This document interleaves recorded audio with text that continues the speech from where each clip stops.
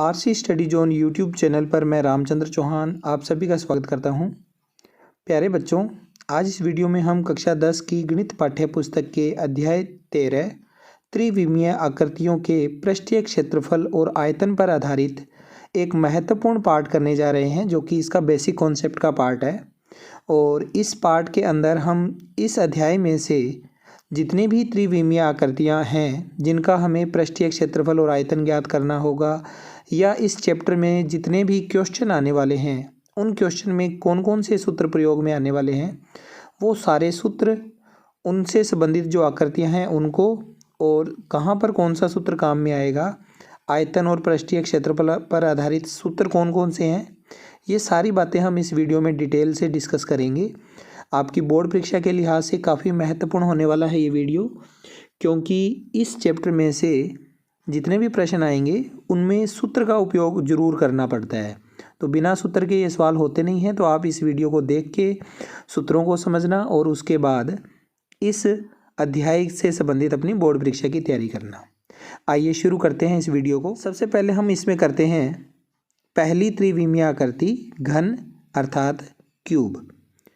Cube की परिभाषा होती है बच्चों, किन्हीं 6 वर्गाकार फलकों से मिलकर बनी बंद त्रिविम आकृति को घन कहते हैं। इसकी लंबाई, चौड़ाई व ऊंचाई एक समान होती है, जिसे भुजा ए से लिखते हैं। तो घन की परिभाषा हो गई बच्चों, 6 वर्गाकार फलक होने चाहिए। 6 के 6 फलकों को अगर हम मिलाकर एक बंद त्रिविम आकृति बना लें तो उस बंद त्रिविम आकृति को बोलेंगे कि वह एक घन है। अब क्योंकि घन जो है वर्गाकार फलकों से मिलकर बना है, तो प्रत्येक जो फलक होगा उसकी लंबाई, चौड़ाई और ऊंचाई अगर हम देखेंगे तो एक जितनी ही आएगी।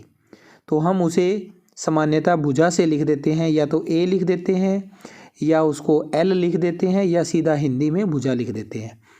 अब इससे संबंधित कुछ महत्वपूर्ण सूत्र है जो आपके चैप्टर नंबर 13 में से क्वेश्चनों में आएंगे। सबसे पहला फार्मूला है घन का संपूर्ण पृष्ठीय क्षेत्रफल। किसी भी घन का संपूर्ण पृष्ठीय क्षेत्रफल निकालना है तो इसके 6 वर्गाकार फलकों का कुल क्षेत्रफल निकाल के उसका जोड़ कर दो। देखो, घन का प्रत्येक फलक एक वर्ग बना हुआ है। वर्ग का क्षेत्रफल क्या होता है? भुजा गुणा भुजा होता है, जिसे हम भुजा स्क्वायर भी लिख देते हैं। तो भुजा स्क्वायर के गुणा में आगे 6 लिख दो। 6 वर्गाकार फलकों का पृष्ठीय क्षेत्रफल आ जाएगा, जो कि घन का संपूर्ण पृष्ठीय क्षेत्रफल हो जाएगा, 6 गुणा भुजा स्क्वायर। इसके अलावा अगला फार्मूला है घनाकार कमरे की चारों दीवारों का क्षेत्रफल। एक ऐसा कमरा जो कि घनाकार है, तो उसकी चारों दीवारों का क्षेत्रफल अगर हम निकालना होगा तो कैसे निकालेंगे? 4 दीवारें हैं, चारों वर्गाकार है, तो वर्ग का क्षेत्रफल होता है भुजा स्क्वायर, उसके गुणा में 4 लिख दो, 4 गुणा भुजा स्क्वायर हो जाएगा, जो कि घनाकार कमरे की चारों दीवारों का क्षेत्रफल हो गया। तीसरा फार्मूला घनाकार कमरे की छत या फर्श का क्षेत्रफल। घनाकार कमरे की अगर हमें छत या फर्श का क्षेत्रफल निकालना है तो उसमें क्या करना पड़ेगा? वर्ग का क्षेत्रफल भुजा स्क्वायर लिखेंगे। ये भुजा स्क्वायर क्या है? छत का भी क्षेत्रफल है और फर्श का भी क्षेत्रफल है। जहाँ पर हमें ये अगर छत का या फर्श का क्षेत्रफल निकालना हो तो ये वाला फार्मूला अप्लाई करना है। अगला है इसके अंदर चौथा, घन का आयतन। घन का जो आयतन होगा बच्चों वो कितना होगा? भुजा की पावर 3, भुजा क्यूब, भुजा गुणा भुजा गुणा भुजा, 3 बार भुजा का गुणा कर दो, घन का क्या आ जाएगा? आयतन आ जाएगा। ठीक है, सिंपल सा फार्मूला है, ज़्यादा मुश्किल नहीं। अब इसके बाद अगली जो आकृति आती है वो है घनाभ अर्थात क्यूबॉइड। जैसे हमने घन के फार्मूले लिखे थे बिल्कुल वैसे ही घनाभ होता है, घनाभ के ही उतने ही फार्मूले होंगे, लेकिन घन और घनाभ में सामान्यतः जो अंतर है वो छोटा सा ही अंतर है, ज़्यादा बड़ा अंतर नहीं है। किन्हीं 6 आयताकार फलकों से मिलकर बनी बंद त्रिविम आकृति को घनाभ कहते हैं।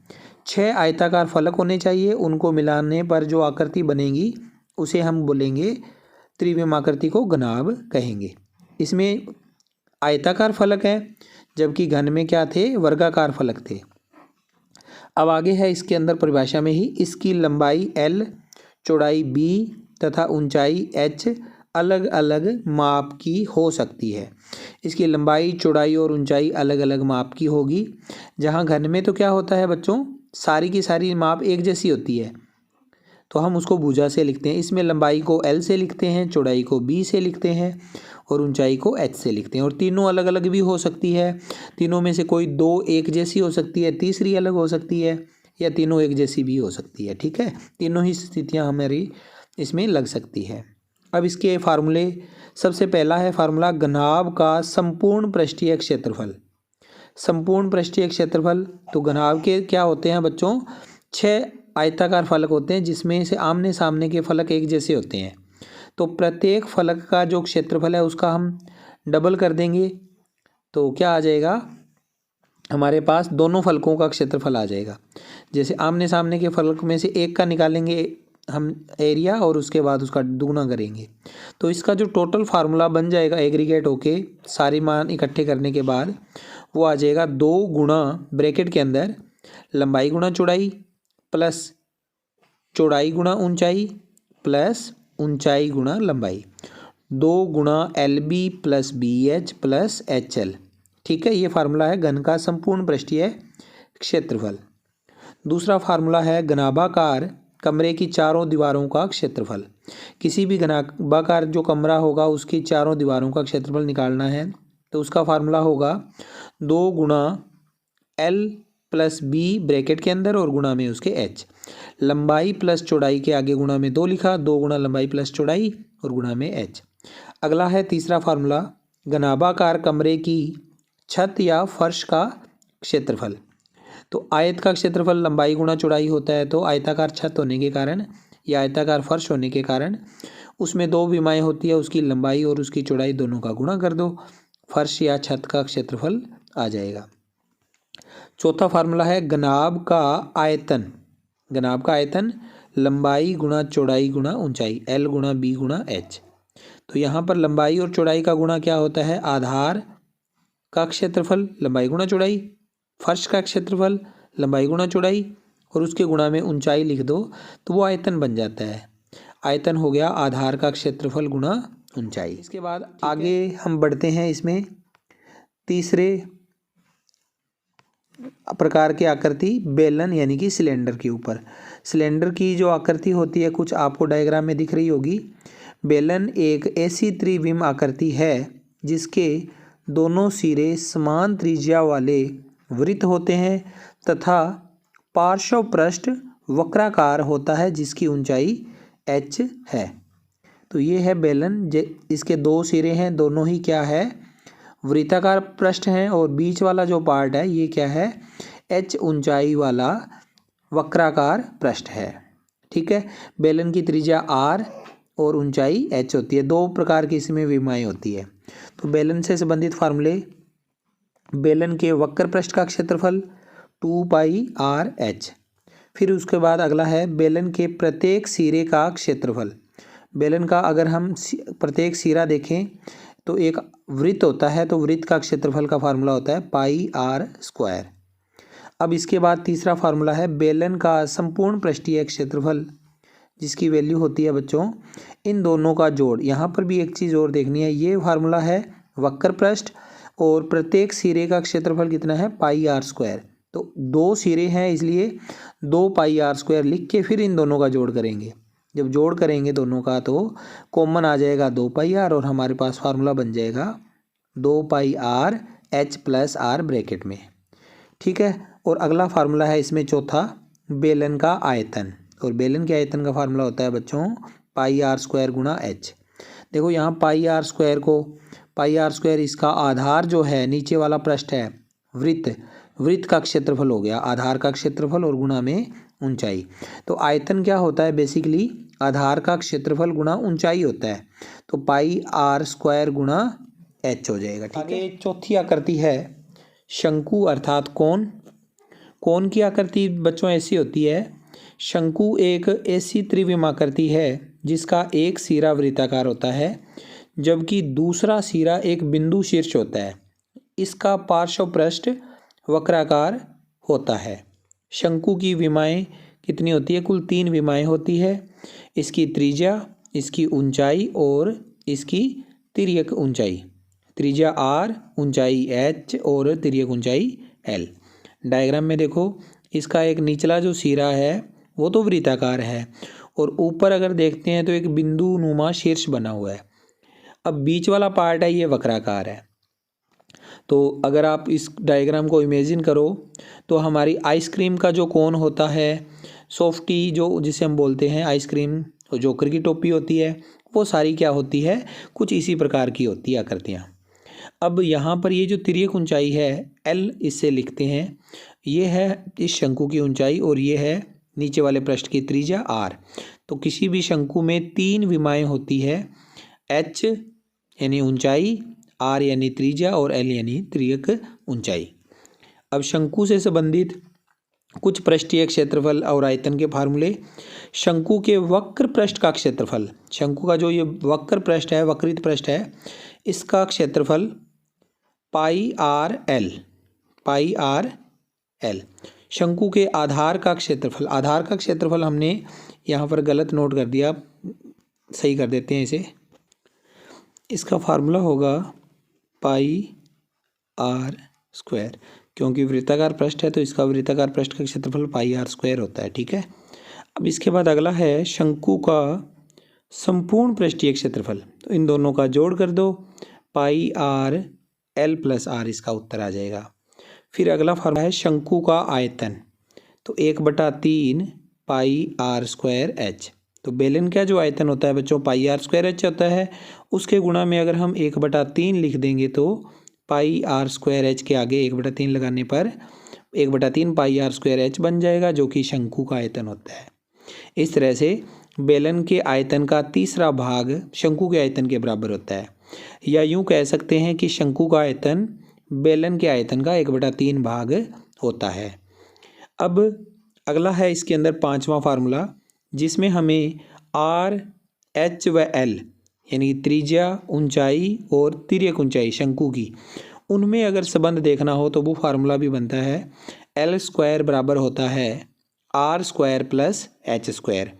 इसका उपयोग कब करना है बच्चों, जब कई बार हमारे पास ऐसा प्रश्न आ जाए जिसमें हमें एल, आर और एच में से कोई एक चीज़ ज्ञात नहीं है और उसकी हमें ज़रूरत पड़ रही है। 2 पता है इन तीनों में से और तीसरा हमें पता नहीं है। जैसे कि सपोज़ करो कि हमें एल दिया हुआ है, आर दिया हुआ है, जबकि एच नहीं दिया हुआ, और हमें उस बेलन का आयतन निकालना है। तो आयतन में तो हमें आर और एच की ज़रूरत पड़ती है। जब एच की ज़रूरत पड़ती है तो हमें एच की वैल्यू निकालने के लिए इस फार्मूले का उपयोग करना है, एल स्क्वायर बराबर R square plus H square. ठीक है। आगे करते हैं इसका अगला पार्ट, जिसमें 5वां है गोला यानी कि स्फीयर। गोले की जो डेफिनेशन है वो कुछ इस तरह से है, गोला वह त्रिविम ठोस है जिसका निर्माण त्रिविम में स्थित किसी स्थिर बिंदु से समान दूरी रखने वाले बिंदुओं से मिलकर होता है। गोला एक त्रिविमीय ठोस आकृति है जिसका निर्माण कहाँ से होता है, त्रिविम में अगर कोई बिंदु है, स्थिर है वो, और उस बिंदु से एक समान दूरी रखने वाले बिंदुओं से मिलकर होता है। यह समान दूरी उस गोले की त्रिज्या आर कहलाती है। और गोले के 2 फार्मूले हैं बच्चों, गोले का पृष्ठीय क्षेत्रफल 4 पाई आर स्क्वायर और गोले का आयतन 4/3 पाई आर क्यूब। ठीक है। आगे है इसके बाद छठा अर्धगोला यानी हेमिस्फीयर। हेमिस्फीयर, इस गोले को ही अगर हम 2 बराबर भागों में बांट देंगे तो क्या बन जाएगा, अर्धगोला बन जाएगा। इसमें देखो फार्मूला है, इसमें इसकी डेफिनेशन है, किसी ठोस गोले को 2 बराबर भागों में काट दिया जाए तो प्रत्येक भाग एक अर्धगोला कहलाता है। अर्धगोले के 2 पृष्ठ होते हैं, वृत्ताकार पृष्ठ तथा वक्राकार पृष्ठ। कितने पृष्ठ होते हैं, 2 पृष्ठ होते हैं इसके। एक तो होता है वृत्ताकार पृष्ठ ये वाला, दूसरा इसका वक्राकार पृष्ठ। परंतु खोखले गोले का वृत्ताकार पृष्ठ नहीं होता। अगर कोई गोला खोखला है तो वह वृत्ताकार पृष्ठ उसका नहीं होता है। ठीक है। अब है इसके बाद इसके फार्मूले। पहला फार्मूला है ठोस अर्धगोले का वक्र पृष्ठीय क्षेत्रफल। ठोस अर्धगोले का वक्र पृष्ठ क्षेत्र, ये वाला इसका क्षेत्रफल पूरे गोले का होता है 4πr²। तो इस अकेले अर्धगोले का जो वक्र पृष्ठीय क्षेत्रफल होगा वो होगा 2πr², आधा हो गया उसका, ठीक है। दूसरा है ठोस अर्धगोले का संपूर्ण पृष्ठीय क्षेत्रफल। अगर कोई अर्धगोला ठोस है तो उसका संपूर्ण पृष्ठीय क्षेत्रफल क्या हो जाएगा, 3πr²। कैसे, 2πr² तो उसका वक्र पृष्ठीय क्षेत्रफल है और प्लस में एक उसका ऊपर वाला जो है वृत्त बन रहा है तो इसका क्षेत्रफल πr²। तो 2πr² और 1πr² टोटल हो गया 3πr²। तीसरा है इसके अंदर खोखले अर्धगोले का पृष्ठीय क्षेत्रफल 2πr²। अर्धगोला अगर खोखला है तो उसके अंदर से खाली होगा तो उसका 2πr² हो जाएगा पृष्ठीय क्षेत्रफल। फिर उसके बाद ठोस अथवा खोखले अर्धगोले का आयतन। अगर कोई गोला ठोस है अर्धगोला चाहे वो खोखला है तो उसका आयतन कितना होगा, 2/3πr³।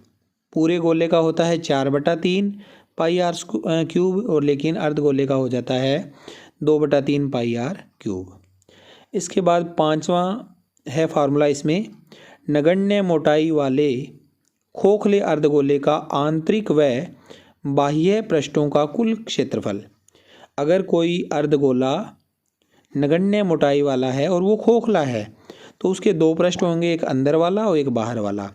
आंतरिक और बाह्य दोनों पृष्ठों को अगर हम मिला देंगे तो कुल पृष्ठीय क्षेत्रफल बन जाएगा 4πr²। नगण्य मोटाई का होने के कारण अंदर की त्रिज्या r होगी तो बाहर की त्रिज्या भी r ही मान लेते हैं। दोनों त्रिज्याओं में कोई अंतर नहीं करते होते। हाँ, अगर इसकी मोटाई अगर दे रखी हो तो अंदर की त्रिज्या और बाहर की त्रिज्या में उस मोटाई के कारण अंतर आ जाता है, ठीक है, तब ये फार्मूला नहीं लगेगा। लास्ट है इसका टॉपिक शंकु का छिन्नक, जिसे हम फ्रस्टम भी बोलते होते हैं।